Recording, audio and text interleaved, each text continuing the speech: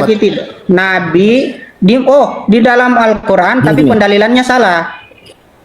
Di dalam Al-Qur'an dia memakai surat Yunus ayat 31 dan mufassirin tidak pernah, sebentar Pak ya. Tidak, dia memakai contoh, dia memakai surat Yunus ayat 31 dan Nabi antum kenapa berdalil dengan perkataan saya? Dia mengatakan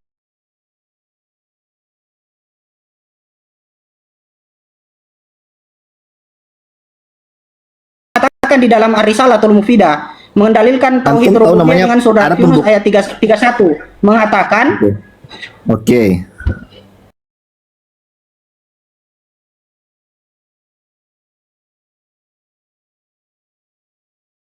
bertauhid, sedangkan di dalam At-Tabari itu mengatakan orang musyrik. Jelas dalil yang dia sampaikan salah. Kenapa? Bukan di dalam Al-Qur'an.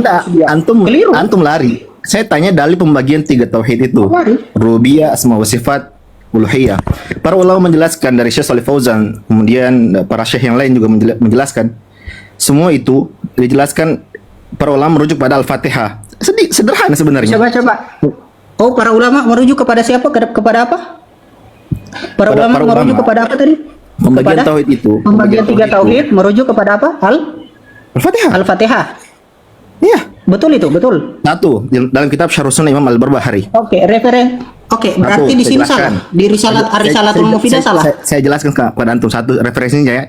Syarh Sunnah. Saya tanya Pak, Risalatul Mufidah apakah antum bisa diskusi? Ya, saya bisa diskusi. Sekarang saya tanya, di sini salah. Antum diam. Apakah di sini dia membawakan Al-Fatihah? Diam, dengar ana dulu. Tadi antum bicara, ana diam. Antum Astaga, saya belum selesai bicara, Pak. Fatwa silahkan kalau gitu. Oke, lihat ya, dia katakan ya, pembagian tauhid dalilnya adalah Al-Fatihah. Apakah ada Al-Fatihah di dalam pembagian tauhid dalilnya? Tidak ada. Ibnu Abdul Wahab membagi tauhid menjadi 3 di dalam kitab Ar-Risalatul Mufidah. Antum baca kitab santai santai. Antum baca kitab Al-Wajiz. Kita di tauhid. Santai. Jangan ketakutan begitu. Sebentar, saya belum selesai. Ana bawa sumber. Saya belum selesai bicara. Santai. Ya, betul. Ya, lihat kawan-kawan ya. Dia katakan tadi Al-Fatihah. Apakah benar di dalam 3 tauhid mendalilkan dengan pendalilan di dalam Al-Fatihah? Di dalam Ar-Risalatul Mufidah yang ditulis oleh Ibnu Abdul Wahab An-Najdi At-Tamimi, wa amma tauhidu fahuwa salah satu anwa'in. Adapun tauhid terbagi 3 macam. Tauhidul rububiyah wa tauhidul uluhiyah wa tauhidul asma wa sifat.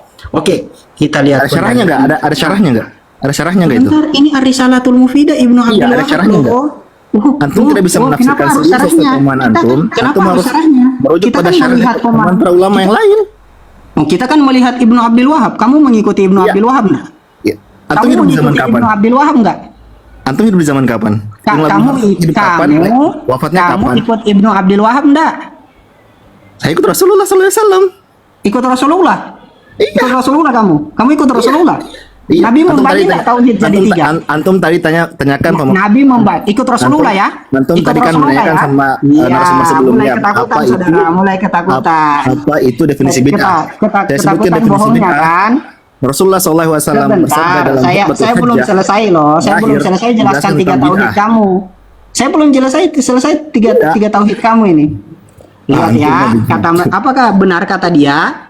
Pertama, tauhidur rububiyah. Fahuwa alladhi aqarra bihi al-kufaru ala zamani Rasulillah sallallahu alaihi wasallam wa lam yadkhulhum fil Islam wa qatalahum Rasulullah sallallahu alaihi wasallam wastahalla dima'ahum wa amwalahum wa huwa tauhiduhu bi fi'lihi ta'ala wad dalilu qawlu ta'ala ma yarzuqukum sama ini Al-Fatihah tidak liman ardu wa man fiha in kuntum ta'lamun. Kemudian mana Al-Fatihah di sini mana? Kemudian boleh Ananda? Kita lihat uluhiyah. Boleh Ananda? Sebentar, selesaikan dulu. Betul enggak? Saya mau buktikan kalau kata-kata kamu benar. Benar enggak kata-kata kamu? Iya, kita lihat ya. Masani tauhidul uluhiyah. dalilnya. Wad dalil ad-du'a'u. Oke. Wad dalilud du'a. Saya hanya bawa satu kitab aja. Qala wa qala rabbukum ud'uni astajib. Ini Al-Fatihah. Kasih tahu dong kalau saya ini Al-Fatihah. Oke. Iya, silakan Fadil. Oke, Iya, jadi boleh sudah boleh Anda bicara. Asma wa sifat. Tauhid Ini sudah boleh Anda bicara. asma wa sifat. Kul huwallahu ahad. Yang di bawah Al-Ikhlas, bukan Oke, Al-Fatihah. sudah boleh Anda bicara. Saya Anda tanya kantung. Ya. Boleh Anda bicara? Boleh Anda bicara? On cam, Bang. Sebentar sebelum bicara on cam dulu. Soalnya saya di DM untuk suruh on cam orang yang debat dengan saya. On cam dong. Wait. Ya. Ya, mana sih Al-Fatihah dia? Oke, saya baca kitab Al-Wajiz fi kitab. Saya baca kitab ini aja ya. Kitab Arab saya di sana di lemari. Nggak on cam dulu, Bang. On cam dulu, Bang. Soalnya. Nggak on cam dulu, on cam. On cam dulu, Bang.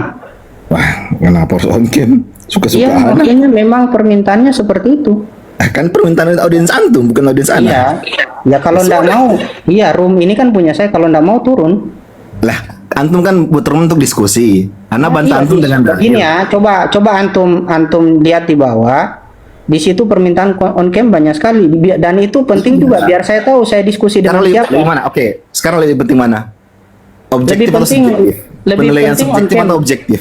Nah, saya merasa itu penting. Kalau antum tidak terima, silakan cari tempat diskusi lain. Dan saya sudah buktikan kebohongan antum. Kalau mau kalau mau buktikan silakan on cam. Kenapa kok antum takut sekali kelihatan muka antum? Enggak suka. Antum tidak berada di, apakah Anda tidak berada di kebenaran sehingga takut untuk memperlihatkan wajah antum yang membela kebenaran itu? Apakah kebenaran itu Apakah Nabi dakwah sembunyi muka begitu? Jangan lihat wajah saya, jangan. antum mau baca sirah Nabi? Silakan baca sirah Nabi awal-awal masalah dakwah. Rasul sembunyi loh. Iya, apakah Nabi dakwah setelah itu ketika dimenangkan? Antum sudah sebutkan. Gimana Nabi sembunyi-sembunyi? Apakah tutup muka begitu? Apa definisi dari sembunyi-sembunyi? Sembunyi-sembunyi Ya, gini, Ustaz. riwayat yang tutup. Coba saya tenangkan dulu keadaan. Karena kita berbicara agama ya, Ustadz Rizky, Ustadz Ilman, saya minta maaf, saya mencela. Jadi begini Ustadz, biar kita adil, kita ngomongnya satu-satu. Dan pertama permintaan dari semua pihak untuk mengadakan on cam, kalau boleh ya. Tapi kalau nggak boleh ya kita beri kesempatan dulu seobjektif mungkin, semaksimal mungkin dengan referensi yang sederhana tapi saling berkaitan ya. Oke. Jadi saya hadir untuk menengah-nengahi saja. Tanya dulu ke dia, Ustaz. Maksudnya kalau antum siap nggak dimoderatori oleh Ustaz Surya? Ana siap. Iya, siap nggak saya moderatori? Wah. Oke, siap. Insya Allah. Oke, jadi gini ya, kita mulakan dulu. Bismillahirrahmanirrahim. Karena kita berbicara dengan tentang agama, jadi kita kalau boleh tidak sembarangan ya. Tapi kalau boleh antum on cam, sekalipun tidak melihatkan muka, nanti biar kita melihat apa yang antum baca gitu. Walaupun tidak isinya, tapi sekurang-kurangnya kita tahu apa kitabnya, gitu ya. Kalau boleh ya, tapi kalau nggak boleh ya sekarang gini. Sekarang pertama saya minta dari Ilman dulu 1 menit atau 2 menit untuk mukadimah tentang bid'ah dulu. Silakan. Sip. Bismillahirrahmanirrahim. Yang pertama, saya melihat bid'ah ini dari kitab Lisanul Arabi ketika Imam Ibnu Manzur mengatakan di dalam pembahasan bid'ah. Kan kita berbicara secara bahasa, jadi otomatis kita harus melihat ulama ahli bahasa dalam mendefinisikan bid'ah. Di situ beliau mengatakan wal bid'atu al hadatsu wa mubtadi'a min ad-dini ba'da al-ikmal. Bisa dicek referensinya di dalam kitab Lisanul Arabi. Bahkan kalau kita melihat kutipan beliau terkait perkataannya Ibnu Sikin mengatakan al bid'atu kullu muhdatsatin, itu jauh lebih luas. Dan sama-sama kita ketahui dan sudah kita ketahui bersama bahwa pembagian 3 tauhid ini itu tidak pernah ada di zaman Nabi, tidak pernah dikatakan Nabi, bahkan tidak pernah ada di zaman salafus soleh, di mana ada satupun salafus soleh yang membagi tauhid menjadi uluhiyah, rububiyah, dan asma wa sifat. Sehingga sangat pantas untuk kita mengatakan bahwasanya 3 tauhid, uluhiyah, rububiyah, dan asma wa sifat adalah sebuah bid'ah. Terima kasih. Oke, jelas ya Ustadz Rizky ya. Iya, insya Allah. Silakan narasi antum ditunggu. Oke. Pertama, saya bawa satu kitab aja. Kitab Al-Wajiz fi Aqidati Salafis Saleh, karya Abdullah bin Abdul Hamid Al-Athari. Sebelum antum baca kitab, apakah antum setuju dengan narasi Ustaz Hilman tentang bid'ah tadi? Bid'ah itu kan sederhananya begini, saya pakai bahasa yang sederhana saja. Bid'ah itu adalah sesuatu perkara baru dalam agama, jelas dalam hadis Nabi Sallallahu Alaihi Wasallam dalam khutbatul hajjah itu kan jelas. Oke, siap. Oke, Saya rasa teman-teman udah tahu semua khutbatul hajjah, khutbah terakhir Nabi Sallallahu Alaihi Wasallam. Jelas di akhir Rasulullah menjelaskan tentang bid'ah.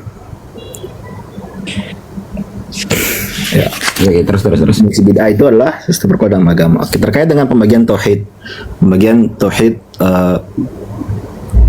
tiga ya, asma dari uluhiyah, rububiyah, asma wa sifat. Tadi saudara Hilman ya, bilang tadi para salafus saleh tidak ada yang membagi. Nah, saya mau tanyakan, kita diskusi ya berarti. Kan kalau dalam hukum yang mendalilkan yang membuktikan, begitu kan? Oke.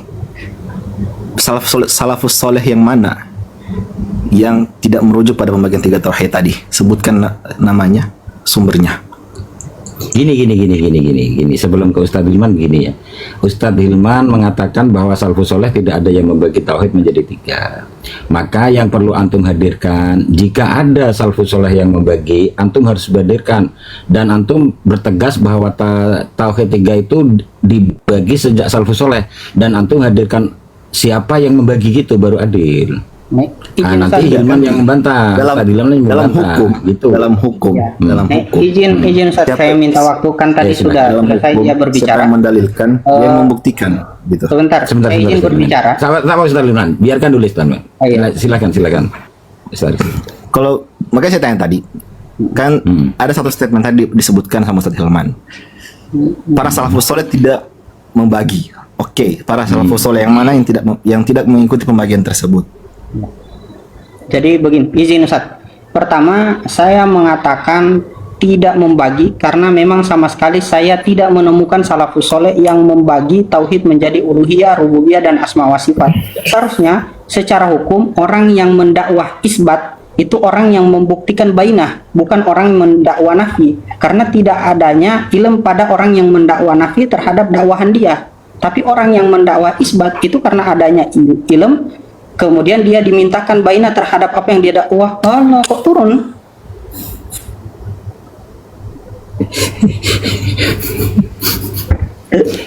Ustadz Rizky naik dulu, Ustadz Rizky, sebab ini adil ya. Maksudnya sudah mulai